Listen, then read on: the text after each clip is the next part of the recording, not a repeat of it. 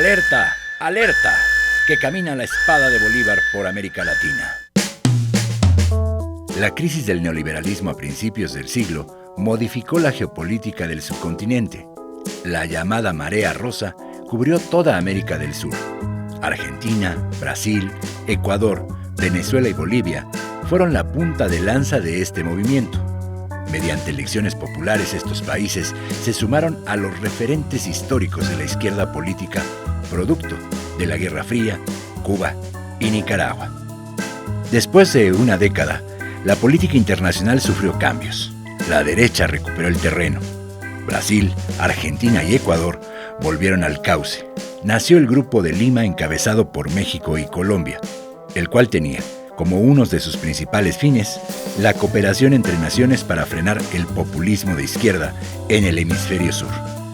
Pero tras recortes presupuestales, endeudamientos con el Fondo Monetario Internacional, terrorismo de Estado, desempleo y grandes manifestaciones populares, la izquierda regresó y se impuso, contra todo pronóstico, no solo en los lugares que ya había gobernado, también en los que nunca lo había hecho. Con las elecciones de Brasil en puerta, con México como líder del Grupo de Puebla, con Chile, Argentina, Bolivia, Colombia, Perú, Venezuela, Nicaragua, Cuba, Honduras y los que estén por sumarse, el triunfo de Petro simboliza la estocada final contra los proyectos globalizadores. O tal vez no. ¿La izquierda lo ha hecho bien? ¿Estos países tienen gobiernos de izquierda? Como el sistema michoacano de radio y televisión es internacional, el día de hoy ha decidido traer desde tierras lejanas a dos participantes cuyo acento los delata para abordar precisamente temas de política regional. Claro, no sin incluir un mexicano y, por supuesto, como ya es regla, a pesar de su tono, con peras y manzanas.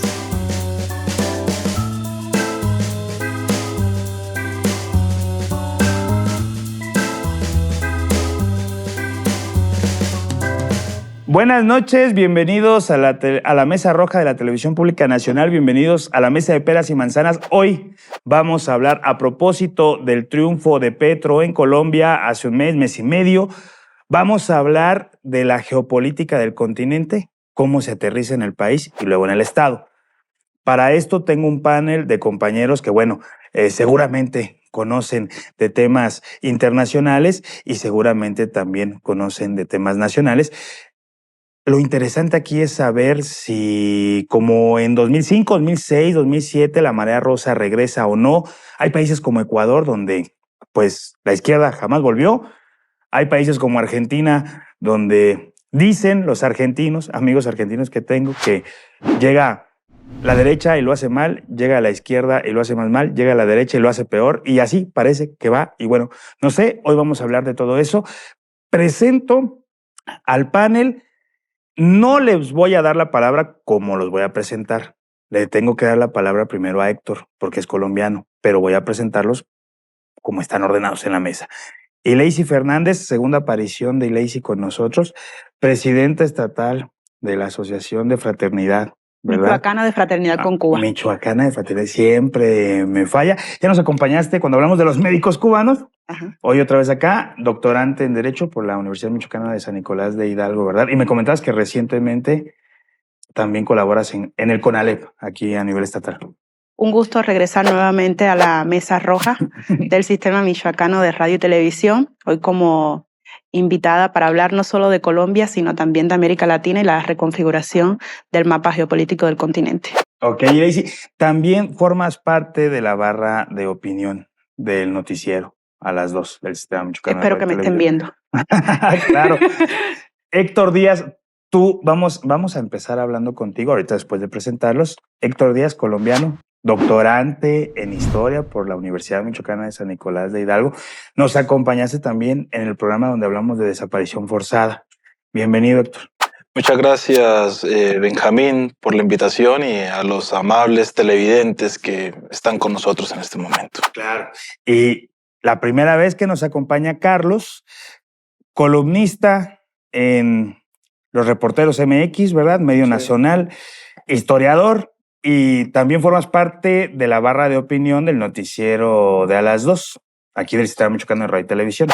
Sí, muchas gracias por la invitación, Benjamín, y al Sistema Michoacano de Radio y Televisión, y un saludo a los televidentes. Aquí vamos a hablar de un tema muy interesante y esperemos que les guste. Ok, pues vamos a arrancar. Héctor, vamos a arrancar con Héctor.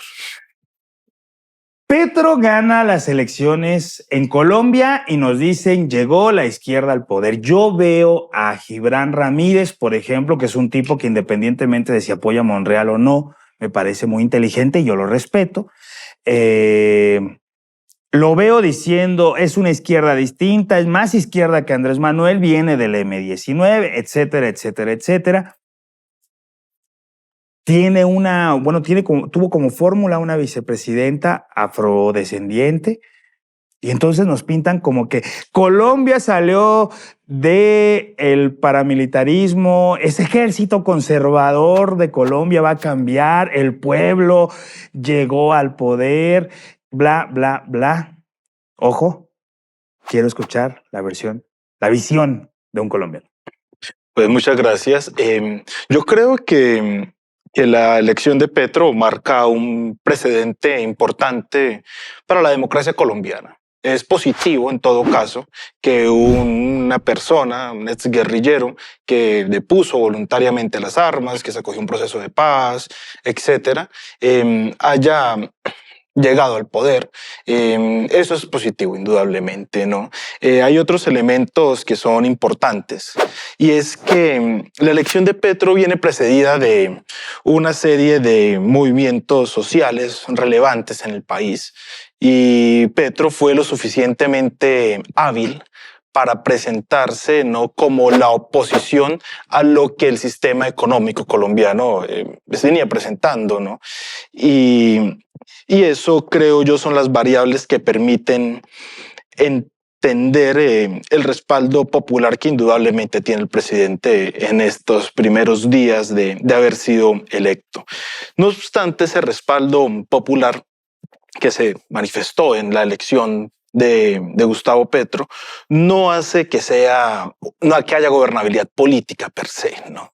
Y eso ha llevado a que el presidente, para adelantar su plan de gobierno, que a medida que lo ha ido presentando en las últimas semanas se parece cada vez menos a lo propuesto en campaña, y ha terminado estableciendo alianzas con los partidos tradicionales, con el Partido Liberal, que es partido de gobierno, con el Partido Conservador, que es partido de gobierno, son los dos partidos históricos de Colombia fundados a mediados del siglo XIX, también con el Partido de la U, que se llama Partido de la U por utilizar la letra U, para apoyar la reelección de Álvaro Uribe en el 2006, está apoyando a Gustavo Petro. Si nosotros tuviéramos el Partido de la C por Calderón, algo así.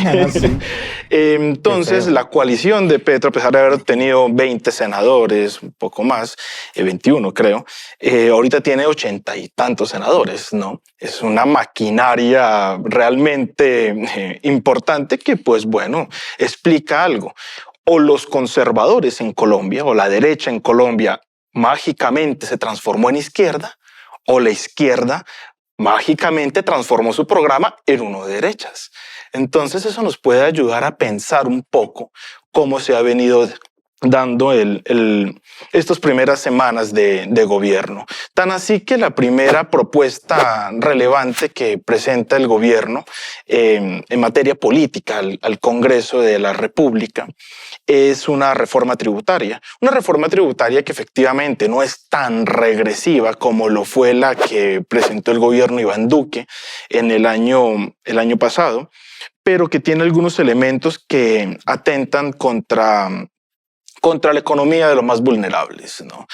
Por poner un ejemplo, en esta reforma comienzan a tributar un poco más los más ricos, pero comienzan a tributar muchísimos más las personas naturales, las personas individuales. Es decir, según la OCDE, los ricos en Colombia los súper ricos, recibían 15 billones de gabelas tributarias, ¿no? De exenciones. Van a comenzar a pagar 5 de esos 15. Y según la misma OCDE, las clases medias, personas naturales, recibían 18 billones de excepciones y van a comenzar a tributar 9. Es decir, porcentualmente las clases medias, las personas individuales van a pagar más dentro de esta nueva reforma que los más ricos. Pero además una última cosa. Perdón que te interrumpa, pero me está matando que me vaya a corte. Okay. Entonces, regresamos contigo, termina la idea y le damos la palabra a Elesia Carlos. ¿Te parece? No se vaya de acá, espera 100 mensajes.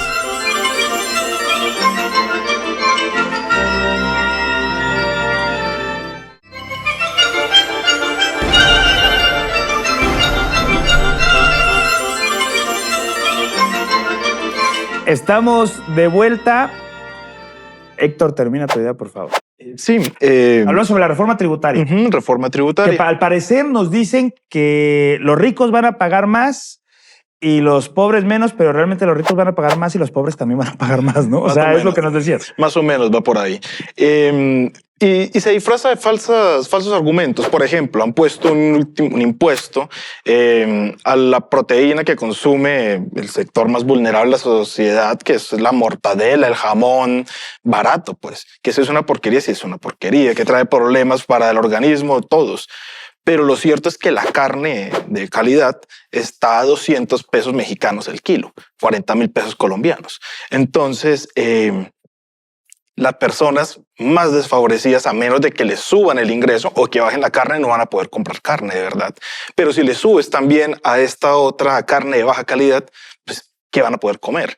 Y son el tipo de cosas que van presentándose y que lo llevan a uno a preguntarse, bueno, si esto es la izquierda, ya no se parece tanto a lo que muchos entendemos por la izquierda. Y creo que es un fenómeno que va más allá de este gobierno que está comenzando, pero que ya nos está dando indicios de por dónde va.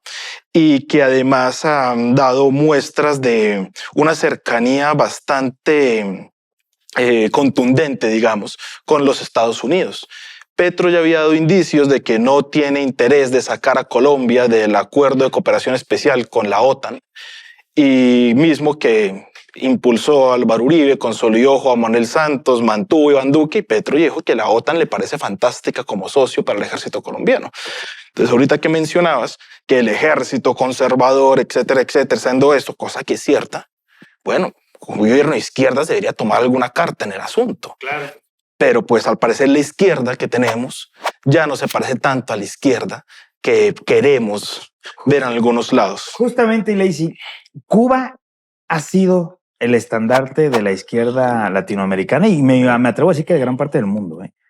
O sea, figuras como Fidel, como Camilo Cienfuegos, como Ernesto Che Guevara, que a pesar de que era argentino, bueno, creo que su mayor logro, uno de sus mayores logros políticos lo realizó en Cuba, ¿no? De la mano del movimiento 26 de julio.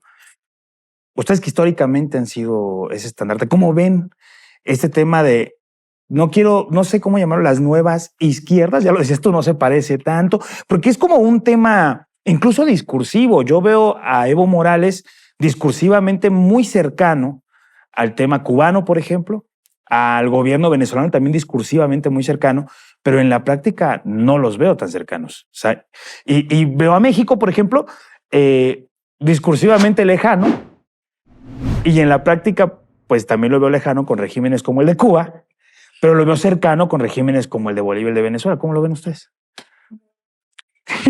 Pollo por pescado, decías, ¿no? Sí, a ver. Es que, mira, según aquí la información que nos proporcionó Héctor antes y durante el programa, pareciera en buen cubano que nos han vendido pollo por pescado, diríamos, ¿no? Pero qué bueno que estás tú aquí, porque yo como cubana, por ejemplo, te comentaba, no me atrevería en una mesa a hablar de un proceso interno de Colombia si no hubiese un colombiano. ¿Por qué? Porque a mí no me gusta que hablen de mi país cuando no se tienen todos los argumentos o cuando no hay un cubano presente. Entonces la visión que tengo es la visión de una persona externa, o sea, de otra nacionalidad. Y la visión mía, ¿no? Con todas las subjetividades que pueda tener por toda mi formación o las objetividades que le quieran poner. Pero aquí vemos un fenómeno muy importante, que es el fenómeno de las redes sociales, ¿no? Y lo que nos han vendido a nosotros, los que estamos fuera, los que estamos viendo el proceso, que quizás no tengamos todo el contexto como tú, lo que nos han vendido acerca de Petro al que vengo ubicando recientemente con esta ebullición que hay de Petro, con esta oleada que hay de Petro, y a Francia Márquez los vengo ubicando pues recientemente, ¿no? Pero pues nos han vendido que ha triunfado la izquierda, la verdadera izquierda en Colombia. Y entonces aquí, pues yo digo, las redes sociales son fundamentales. Entras a Facebook, entras a Instagram, entras a Twitter, entras a TikTok y ves personas que entiendo que representan a la izquierda felicitando, apoyando, con un mensaje de que realmente llegó la verdadera izquierda a Colombia, porque además Petro se ha declarado abiertamente marxista. Él lo ha dicho, ¿no? Entonces, ¿yo cómo lo veo? Pues para mí ha sido un cambio positivo para el pueblo colombiano, la llegada de Petro y de Francia Márquez al poder, ¿no? Y creo que es la impresión que tenemos mucho, ya tú nos profundizarás en el tema, ¿no? Sobre algunas particularidades, pero yo particularmente lo veo como algo positivo. Hay que decir que Cuba y Noruega fueron garantes en el proceso de paz que se llevó a cabo durante el gobierno del presidente Juan Manuel de los Santos, el que le valió el premio Nobel, es todo este proceso que se llevó a cabo. Y que en Cuba también hay refugiados del FNL. Y que recientemente, hace como 4 días, se recibió una delegación de colombianos de alto nivel en Cuba para continuar con este proceso de paz en el que Cuba es garante junto con Noruega y para darle el visto bueno, porque ha sido una de las indicaciones de Petro, porque el proceso estaba como paralizado. Entonces yo veo acciones positivas de parte del nuevo presidente de Colombia, ¿no? Lo que veo en las redes, lo poco que he leído o mucho que he leído, creo que de manera general es positiva la llegada de Petro al poder. Creo que es muchísimo mejor que el anterior presidente Iván Duque. Carlos, ¿cómo lo ves desde México? Creo que, bueno, ya Gustavo Petro se me cayó de mi pedestal. No es broma. Creo que hay algo que hay que aportar en el análisis. Por ejemplo, en una entrevista, el expresidente de Bolivia, Álvaro García Linera, señalaba eso, decía, cuando se llega al poder por la vía armada, se pueden imponer condiciones. Pero cuando se llega al poder por la vía electoral, hay que negociar con los poderes establecidos, en este caso con los poderes económicos, incluso el militar, poderes externos. ¿Por qué digo esto? Porque ¿qué tanta fuerza tiene, por ejemplo, en el caso de Colombia para, por ejemplo, hablaba Héctor del acuerdo con la OTAN, de decir, nos salimos del acuerdo o tenemos algo? ¿Sí tiene realmente fuerza o no? ¿O qué tal? O sea, ¿qué tanto es porque sea el proyecto de Sí. Petro o qué tanto es por las presiones que existen? Claro. Sí, creo que eso lo podemos como meter al análisis y sería importante tenerlo. También, por ejemplo, en el caso también de este mismo año, en el caso de Chile, que también la figura de Gabriel Boric se nos mencionó como también el nuevo Allende, ¿no? Le decían de alguna forma, pero también hemos visto que en la práctica no están así. Incluso tienen como un tema por ahí con los generales de carabineros que no los quiere quitar, etcétera. Con varias situaciones, y así podemos ir como en general en los demás países de cómo se ha reconfigurado políticamente el poder hacia la izquierda y también ver, o sea, entendiendo la situación concreta, qué tan posible es y qué no tanto. Pero también es importante que cuando seamos críticos también, o sea, checar todas esas situaciones, pero también ver qué hay detrás porque también eso es importante y creo que era de lo que nos platicaba Héctor. Sí, vamos a ir a un corte, regresamos. ¿Quieres terminar la idea? ¿Ya terminaste? Ya terminé. Ok, regresamos con Héctor nuevamente. Bueno, ya hablamos sobre la visión que tenemos, que tendríamos que analizar, que no. Entonces ahora sí entremos de lleno. ¿De dónde viene Petro? Nos dices regresando, y creo que deberíamos de ir tejiendo el análisis en torno a eso, ¿no? Porque lo siento como muy conservadores a ustedes dos. O sea, sí, como que no dejemos que Héctor hable, no. Sí. Vamos a pegarle o vamos a aplaudirle a Petro. Pero bueno, es el proceso en América Latina, yo lo mencionaba, ¿no? O sea, vamos, no solamente es Colombia es simbólico, que toda la vida estuvo en manos de la derecha. Es simbólico que hablemos de eso, ¿no? Al igual que México en el 2018 era un tema simbólico. O sea, nunca había llegado un gobierno de izquierda. No somos Ecuador, Colombia no es Argentina, no es Bolivia, México no es Venezuela, no es Cuba. O sea, creo que sí hay un tema ahí que podemos analizar. No se vaya de acá, esto es peras y manzanas.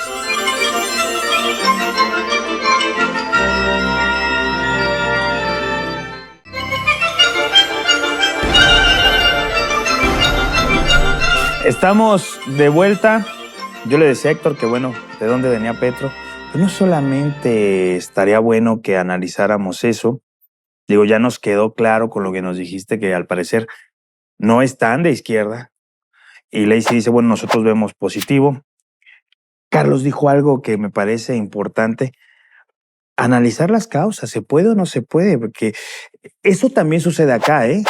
También se dice, bueno, Andrés Manuel López Obrador se dice de izquierda, pero no echó abajo la reforma energética. Tenemos una abogada aquí. Si hay contratos internacionales, las concesiones mineras, por ejemplo, quisiera ver qué pasaría si llega y da un manotazo y dice se acaban las concesiones mineras, todas las demandas que tendríamos y que seguramente en tribunales el Estado mexicano perdería. Pues son cosas con las que no puedes luchar. Héctor. Sí, Benjamín, mira, yo creo que pasa para poder ver hasta dónde se puede o hasta dónde no se puede hacer. Yo creo que es necesario una redefinición conceptual, ¿no? De a qué es lo que debe apuntar la izquierda para ser llamada así. Yo, vino mi opinión muy personal en esta cuestión, que viene respaldada, ¿no? por algunos autores, políticos, trayectorias, etcétera, es que para que un gobierno sea de izquierda, lo primero que tiene que propender es por defender la soberanía nacional. Yo creo que si se deja de lado la cuestión de la soberanía, usted no puede llamarse de izquierda bajo ninguna circunstancia posible, por más transgresión que hayan hecho los liberales de la tercera vía en los 90s. Sin la soberanía no es posible hablar de un gobierno de izquierda. Como decía Julio Anguita, ¿no? El adolescente que responde groseramente no es rebelde, es grosero. Decía, rebelde, Dorruti. No, el adolescente que contesta feo. Continúa. No, entonces yo creo que hay que ver qué tipo de políticas está proponiendo Petro en esta materia y qué tipo de políticas proponen los distintos gobiernos latinoamericanos en esa materia, porque en últimas yo creo, ¿no?, que y en eso tendré que repetir lo que dice López Obrador, que una muy buena política exterior es una buena política interior. En tanto tú defiendes la soberanía de tu país, estás ayudando a tu vecino a que también defienda la soberanía de su país. Y así se pueden crear redes de apoyo reales y efectivas, ¿no? Sobre esa lógica, creo que es importante ver qué tipo de políticas está proponiendo el gobierno colombiano en este momento para poder consolidar esta soberanía nacional, ¿no? Y lo cierto es que se hicieron propuestas de campaña que del tipo, el primer día que lleguemos al gobierno cancelamos el Tratado de Libre Comercio, cosa que no se ha dicho y no se ha vuelto a mencionar y no parece por ningún lado. Por el contrario, sí se va a agravar el salchichón, porque pues eso al parecer es fundamental para la soberanía nacional, ¿no? Entonces, si seguimos en esta misma lógica, podemos ir aproximándonos a lo que sí puede ser considerado una política de izquierdas. Y en qué insisto en tanto cuando menciono la cuestión del comercio y la cuestión de la soberanía, porque lo que resulta con Colombia es que ha firmado una serie de acuerdos muy desiguales con distintos países, ¿no? Con distintas... Desde antes. No, desde antes, eso es política de Estado. Desde la Constitución del 91, inclusive un poquito antes, Colombia está vinculada de lleno, ¿no? Entregada de lleno, sin ningún tipo de contraprestación al comercio internacional. ¿Y eso qué ha hecho? Ha destruido la industria nacional. Es decir, en Colombia, si bien es uno de los países más desiguales del planeta, según, si mal no recuerdo, es el tercero más desigual de América Latina, después de Haití y Bolivia, pues estamos por encima de Brasil. Colombia tiene un problema de desigualdad grandísimo, pero hay un problema gigante de generación de riqueza. Colombia no produce absolutamente nada, produce hidrocarburos. Eso es lo que Colombia está exportando y eso es lo que ha evitado que el dólar se desfonde, a pesar de que es una de las monedas más devaluadas del continente. Entonces, vamos a ver de nuevo la cuestión de la soberanía. ¿Qué propone el gobierno de Gustavo Petro en cuestión de soberanía energética, hablando de petróleo? Pues las propuestas son dejar de explorar petróleo, dejar de abrir concesiones para nuevos pozos petroleros, explorar las que ya están, y lo mismo con la cuestión del gas. Dijo la ministra de Minas hace unos pocos días que si acaso llegase a faltarnos gas porque se nos agotan las reservas, sin ningún problema podemos comenzar a importarlo de Venezuela. Y a ver, es que yo no tengo ningún problema con Venezuela, pero si Colombia tiene gas, ¿por qué no producir el gas? Claro. Es que es una cuestión de soberanía. Entonces, ¿dónde está la soberanía? Entonces, lo que nos dicen para justificar este tipo de medidas es que Colombia está contaminando el mundo y que tenemos que parar la huella de carbono. Espera, a ver, Colombia es uno de los países más pobres del mundo. Pues no es el más pobre del mundo, pero pues venga, que no estamos entre los 50 naciones más desarrolladas. Nuestra huella de carbono es mínima. Entonces, vamos a ahorrar nosotros el consumo de carbono para que los países realmente desarrollados puedan seguir expandiendo su industria. Claro. ¿Dónde está la soberanía y dónde está la cuestión de la izquierda si la pensamos desde esta lógica? Ahora, hay puntos eminentemente positivos. Mi intervención al principio la comencé diciendo que era un elemento positivo para la democracia colombiana el hecho de que un exguerrillero que dejó las armas, etcétera, estuviera accediendo al poder. Y hay cuestiones que se aplauden, ¿no?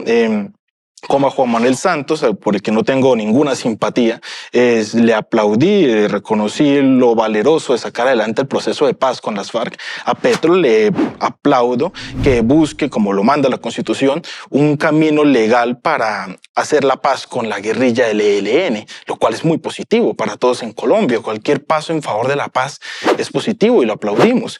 Pero la cuestión es que, bueno, la agenda va más allá de eso. Con lo cual tenemos que llegar a lo que mencionaba Carlos, ¿no? De la cuestión de hasta qué punto podemos tener fuerza nosotros para negociar o no negociar con los actores que se nos presentan enfrente, ¿no? Y ahí viene una cuestión, el uribismo. El gran fantasma que ha moldeado las últimas 2 décadas de la política colombiana. En primer lugar, a mí me resulta muy difícil, y yo puse el concepto uribismo, ¿no? El término, pero realmente siempre termina apareciendo esta cuestión en la ecuación. El uribismo, y es mi opinión personal que creo que se puede sostener, existía antes de Uribe y sobrevive Álvaro Uribe Vélez. Si el uribismo es una mezcla, ¿no?, de un Estado neoliberal, eso existía antes de Uribe y siguió después de Uribe. Con vínculos con el paramilitarismo. Eso estaba antes de Álvaro Uribe y sobrevivió después de Álvaro Uribe. Con vínculos con dineros del narcotráfico. Eso estaba antes de Álvaro Uribe y siguió después de Álvaro Uribe. Que Álvaro Uribe sea el representante tal vez más importante, sus gobiernos, etcétera, de cierto modelo del Estado. Es una cuestión estructural. Pero el gran éxito de Petro fue convertirse en el candidato del antiuribismo. Logró centrar todo en lo que yo no soy. Es una estrategia política muy útil, ¿no? Yo soy todo lo que no son estos. Ya está. Pero como todos estos se fue desgranando hasta dejarlo en la figura de Uribe, puedo acercar a todos los amigos de Uribe a mi gabinete. Entonces tenemos ministros de vieja data, amigos de Álvaro Uribe, metidos en cada puesto del gabinete, como ministro de Samper, como ministro de Pastrana, como ministro de Virgilio Barco, como ministro de todos los últimos presidentes en el gabinete de Petro. Entonces tú dices, venga a ver, ¿dónde está el uribismo? ¿Y Lacey, se puede hacer un cambio con esto o no? El proceso cubano fue distinto. No, es que cada país tiene sus particularidades. Cada país tiene su proceso diferente, ¿no? A Cuba, los cubanos, cuando hicimos en el 59, cuando triunfó la revolución, nos acusaban de que estábamos exportando la revolución cubana, ¿no? Cosa que no es cierta. El ejemplo inspira, pero no se puede exportar la revolución. Ahora, tú nos das, Héctor, todos estos elementos. Debo de rectificar aquí. No es FNL, es ENL. ELN, Ejército de Liberación Nacional. Ahora sí, ¿no? Sí es importante puntualizar, ¿no? Nosotros como cubanos, como gobierno de izquierda que somos, que creo que somos, ¿no? Que defendemos la soberanía de nuestro país en los términos que tú dices de izquierda, si entendemos la izquierda como un elemento esencial, defender la soberanía, pues Cuba obviamente siempre ha sido un gobierno de izquierda desde que triunfó la revolución en el año 1959. Defender la soberanía nos ha costado muchísimo, o sea, muchísimo, muchísimo.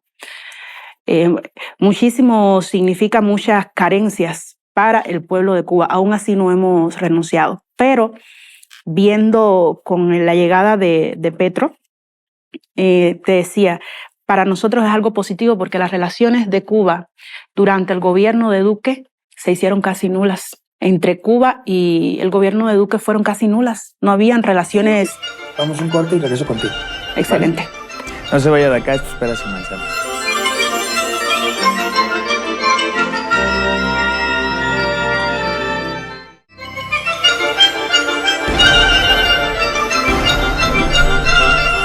Interrumpí a Ileisi, perdón, Ileisi. Continúa.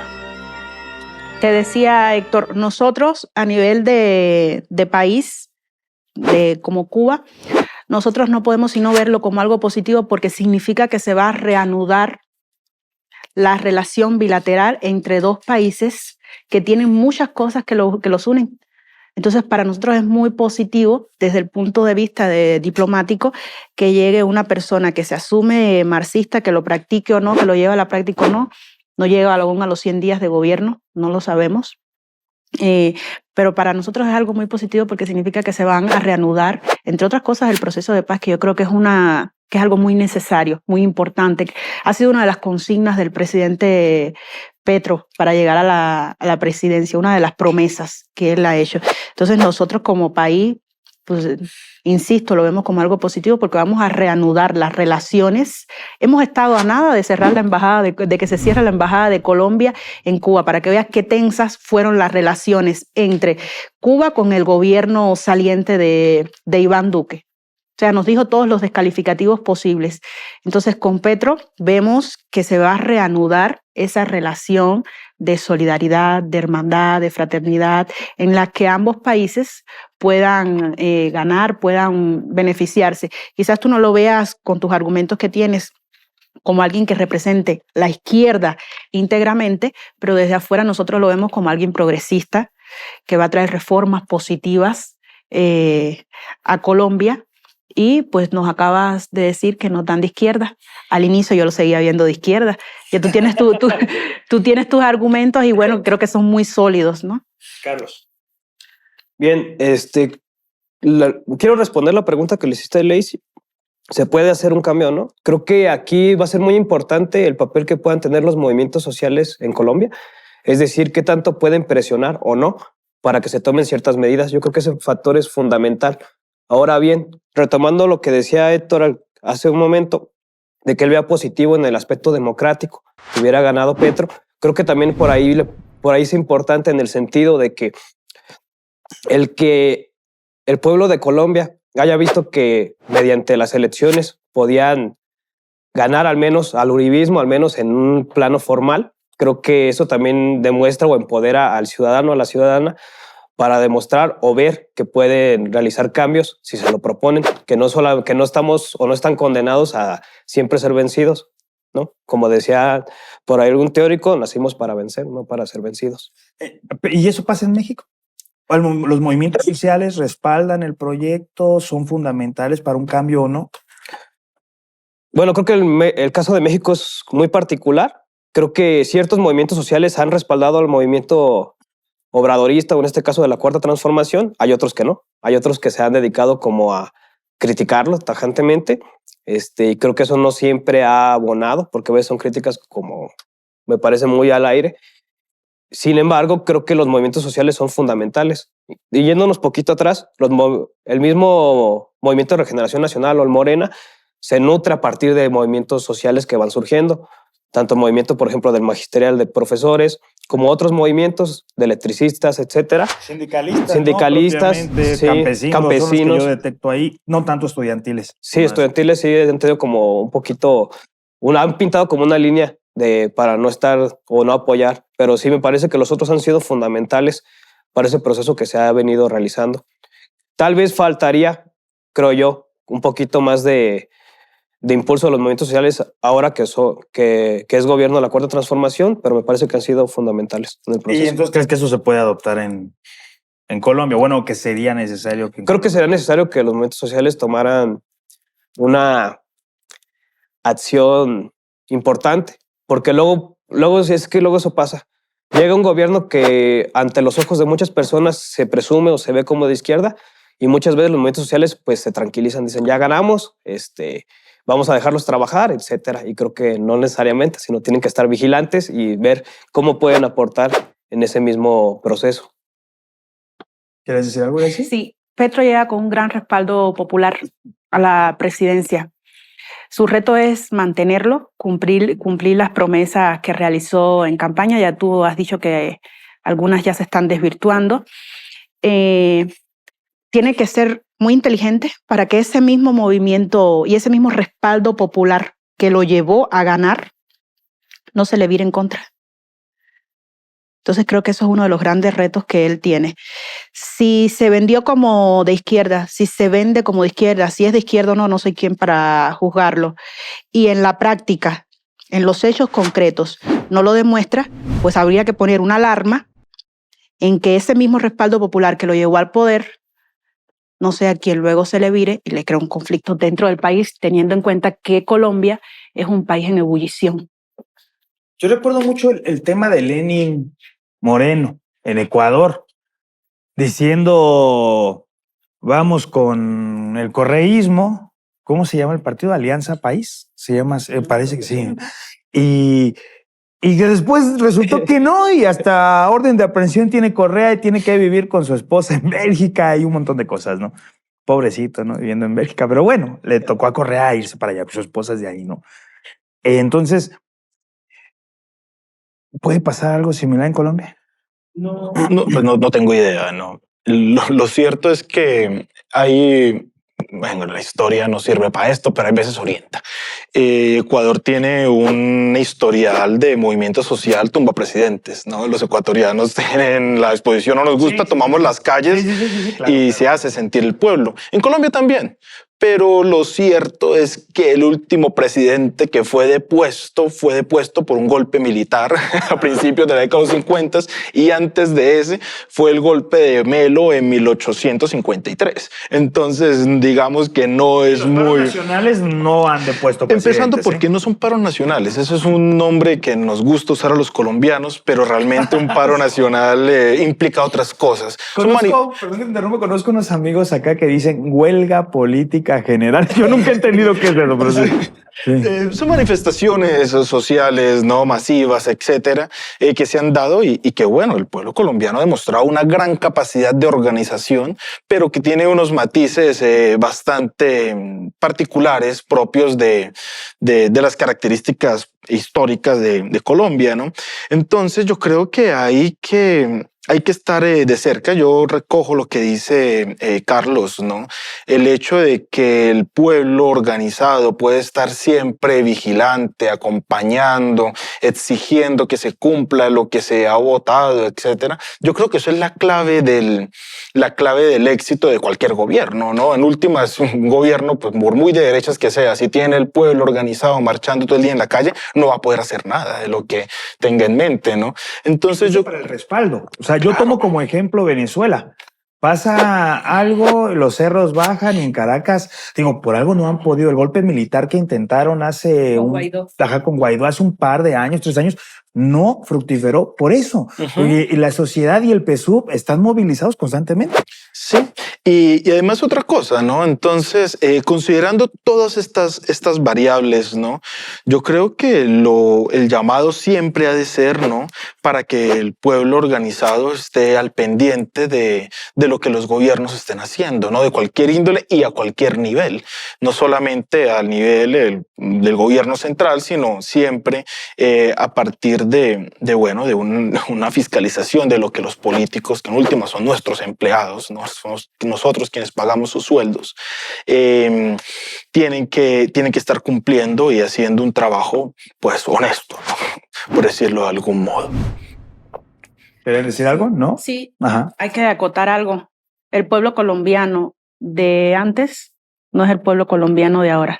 El de ahora tuvo el valor de reconocer un presidente diferente. Fíjate, ya me quitaste la idea de decir un presidente de izquierda. ¿Cómo lo tenía? Tuvo el valor de reconocer un presidente diferente y llevarlo al poder. Cuando antes no tuvo el valor de hacerlo, porque Petro ya había perdido una elección.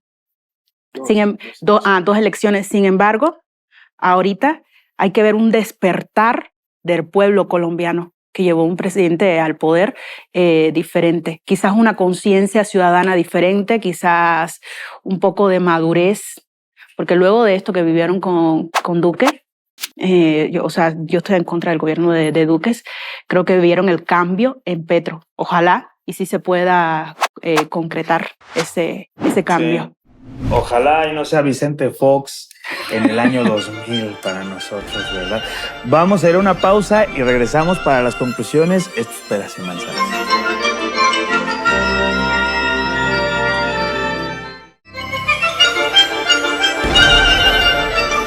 Estamos de vuelta para las conclusiones. Carlos. Bien, me parece que el tema de la izquierda en América Latina es muy interesante analizarlo. Creo que la reconfiguración que se está teniendo puede ser positiva, me parece que va a serlo. No tan positiva o no tan como nosotros quisiéramos, tan idealizado. ¿Gana Lula o no gana? Las tendencias está que Lula gana este año y que por el gobierno que ha tenido Bolsonaro, porque luego también hace rato mencionabas, Benjamín, que por ejemplo en Argentina, ¿no? De repente tenían gobiernos de izquierda, de repente uno de derecha y luego de izquierda. Los argentinos, ¿no? Me dicen, es que el de derecha lo hace mal, llega el de izquierda y lo hace más mal, y llega el otro de derecha y lo hace más mal, y ahí van compitiendo. Digo, hay cosas muy positivas también, pero después del último gobierno de Cristina, era como la noción que se tenía. O sea, llegó el dueño de Boca, ¿cómo se llama? Macri. Mauricio Macri. Macri, y fue mal, y llegó Beto y lo está haciendo más mal, y el que llegue después lo va, no sé. Continúa. Sí, entonces creo que también es interesante como analizar eso, como de repente la alternancia entre izquierda y derecha que se llega a dar porque, bueno, ¿por qué pasa? Porque precisamente, ¿no? Se tiene un malestar social y, bueno, se capitaliza evidentemente en términos políticos y llega, por ejemplo, se alterna y llega un gobierno de izquierda. Pero luego el reto de ese gobierno es mantener el respaldo, es cumplir sus promesas, qué tanto puede hacerlo, qué tanto no.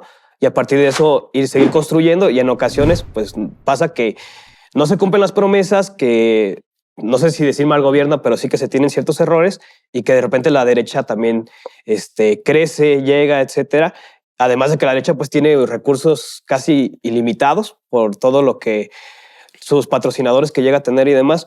Entonces creo que en términos, ya para ir como cerrándolo, me parece que este nuevo cambio, nueva oleada, o como se le quiera llamar, de gobiernos de izquierda puede ser positivo. Y bueno, creo que el caso de México lo ejemplifica bastante. El liderazgo que ha tenido el gobierno de López Obrador a nivel latinoamericano me parece importante, respaldando causas justas como las de Cuba y de otros países que lo ha hecho que tenga cierto liderazgo y que ha buscado la hermandad entre latinoamericanos.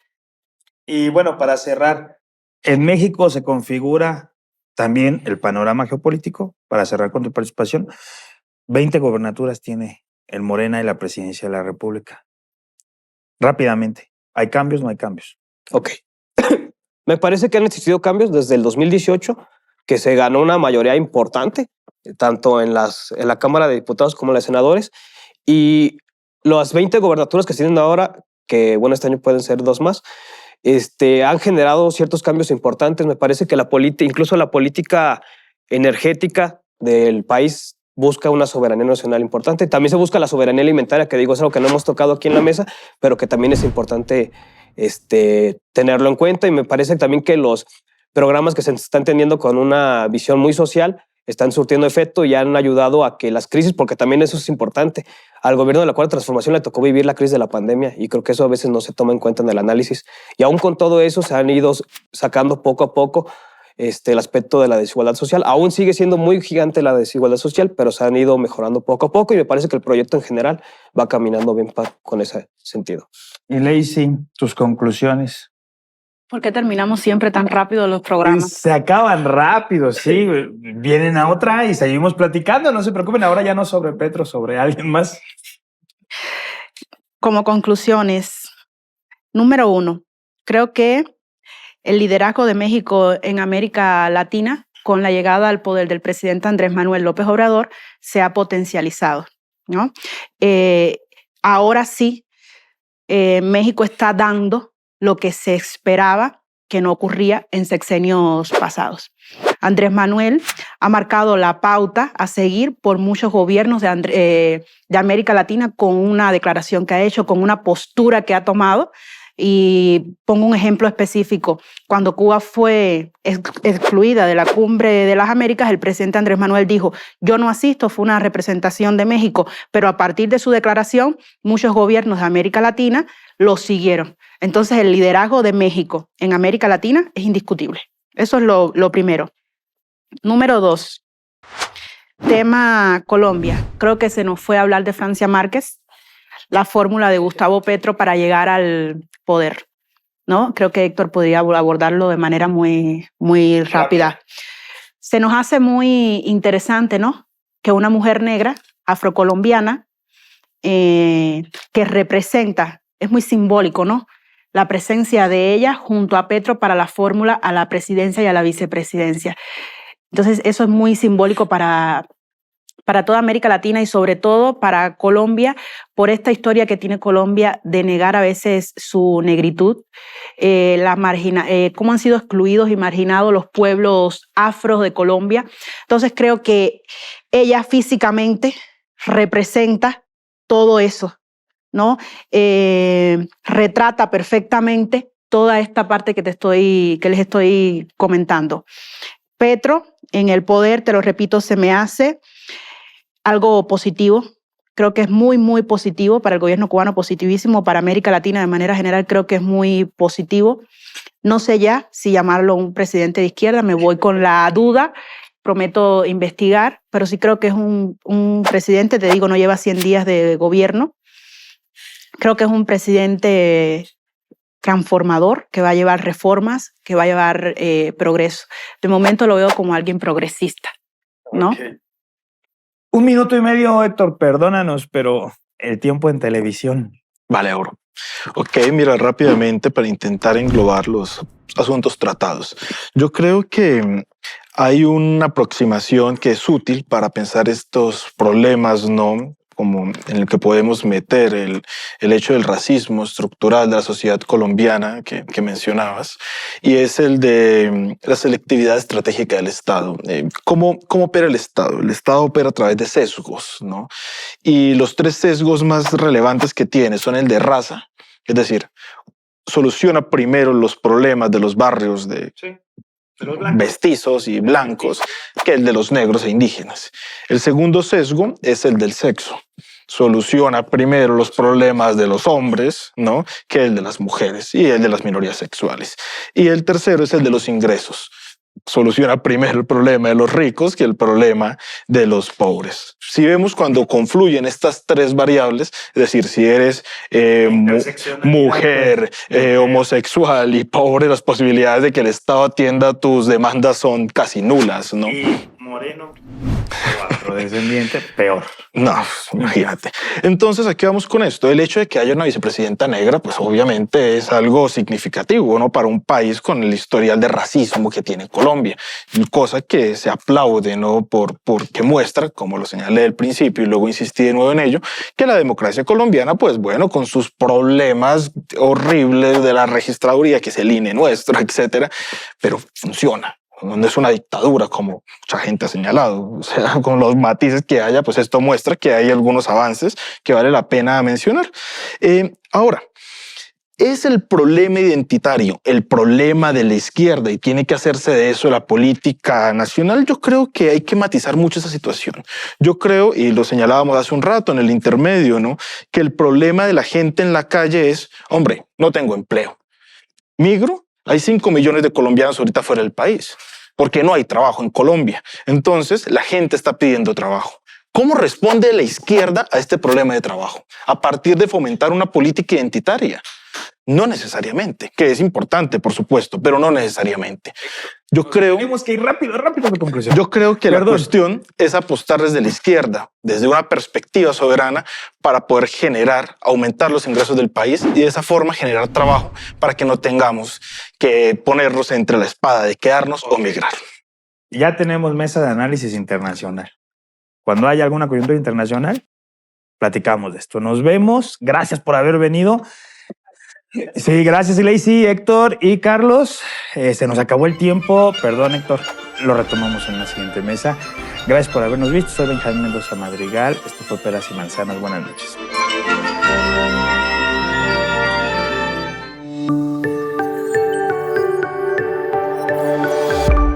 Sistema Michoacano de Radio y Televisión presentó